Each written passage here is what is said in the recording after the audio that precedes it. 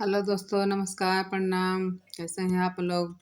आशा करती हूँ अच्छे हो गए होंगे। मैं एक फिर नई कहानी लेकर के आई हूँ, एक किसान भाई की।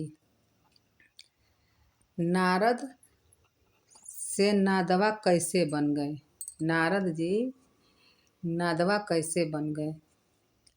एक बार की बात है, जब स्वर्गलोक से नारद जी वन विहार करते हुए धरती लोक पर आए तो देखे किसान भाई बहुत सारा खेत में अनेकों प्रकार के फसल उगाए थे। कुछ फसल पका था, कुछ फसल कच्चा था। नारद जी देखे बहुत सारा गेहूं अच्छा अच्छा लगा है। गेहूं आधा पक्का आधा कच्चा में था। नारद जी आकर के एक बाल तोड़ करके ले करके चले गए। जा करके परमपिता ब्रह्मा जी को दिए। बोले, पिताजी देखिए, मैं धरती लोक से गेहूं लाया हूँ।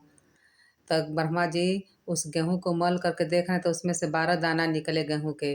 बोले, नारद, तुम बहुत बड़ा पाप किए हो। इसके तुमके पाप का भागी बनना है। तुम पाप इसका जाकर के पाप का भोडंगी करोगे, तभी तुम्हारा पाप कटेगा। तो नारद जी बोले, क्या करना होगा पिताजी? तो बोले, जिस किसान के यहाँ से तुम ये गेहूं का दाना लाए हो, उसके यहाँ 12 साल नौकर का काम करोगे, तब तुम्हारा पाप कटेगा।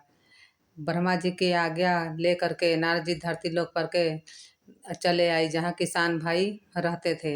आए तो देखे वो किसान बहुत ही बड़े कष्टकार थे। उस गांव के राजा महाराजा थे। उनके यहाँ नौकरी मांगने पर महाराज जी ने उनको नौकरी दिया और पूछा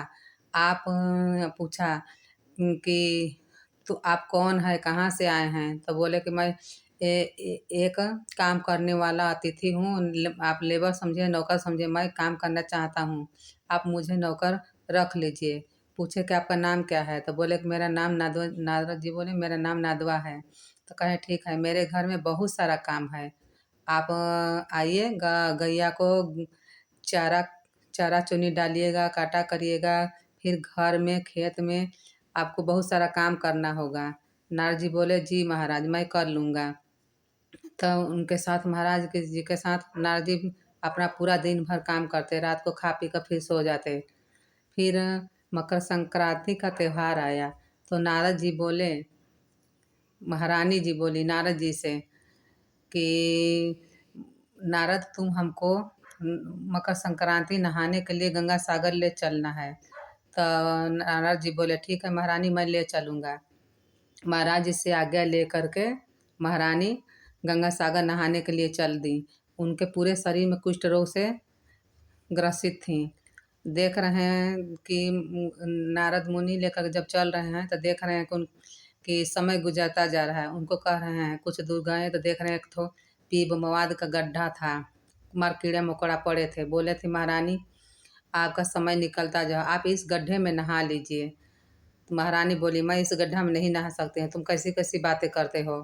तो कह रहे, नहीं महारानी, समय निकल जाएगा तो फिर नहाने से कोई फायदा नहीं रहेगा। आपको तीर्थ धाम से जाने से कोई भी फायदा नहीं होगा।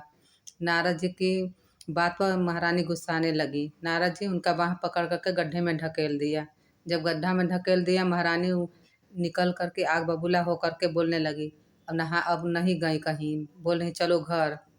जब नादवा को लेकर के घर आ रही हैं महारानी, खूब उनको लाल पीला होकर के गुस्से से महाराज से कह रही हैं, महाराज, इसने तो मुझे गड्ढा में नहला दिया, मुझे गड्ढा में धक्का दे दिया। ऐसा नौकर रखने से क्या फ़ायदा? आप इसको यहाँ से हटा दीजिए, आदेश निकाला दे दीजिए। महाराज जी की बातें सुन करके बोली महारानी। महाराज बोले, रानी, रिलैक्स रिलैक्स, थोड़ा सा आराम कीजिए और पानी पीजिए। फिर उतने में एक शीशा लेकर के दिए, आईना। महारानी, आप थोड़ा अपना शरीर तो देखिए, अपना चेहरा को देखिए, आप कैसी थी कैसी हो गई। महारानी जी जब अपना चेहरा देख रही हैं, अपने पूरे शरीर को देख रही हैं, उनके चेहरे पर पूरा कुष्ठ रोग, क्षय रोग से भरा हुआ था। पूरा उनका शरीर एकदम अच्छा, स्वस्थ, सुंदर, सुशील देख रही थी। फिर महारानी महाराज क्या था, नारद जी का पैर पकड़ करके माफ़ी मांगने लगे, क्षमा याचना करने लगे। बोले, आप कौन हो? नारद नारद हो, देवता हो, पितर हो, मुनि हो, ऋषि हो, साधु संत, क्या हैं आप? आप मुझे कृपा करके बताएं। इतना बात सुन करके नारद जी प्रकट हो गए, अपने रूप में आ गए।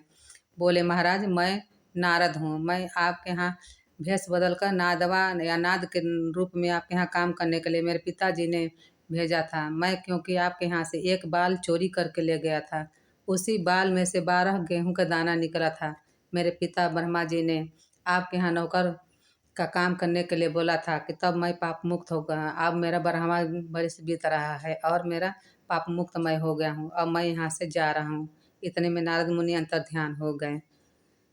अच्छा लगा तो लाइक सब्सक्राइब कर लीजिएगा।